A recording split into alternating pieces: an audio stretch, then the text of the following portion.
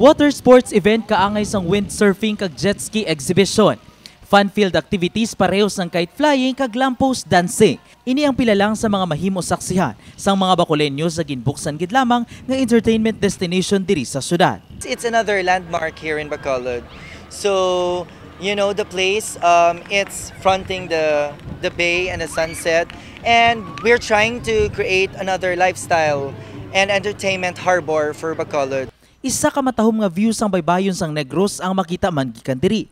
Butang nga sunod sa mga nagalagaw, nagahatag gid sang kalingawan sa ila. Kaya total first time ko man lang, rason mo lang kadto di kay do trending gid mo may gambal na nami di ko no lugar tawhay baguti.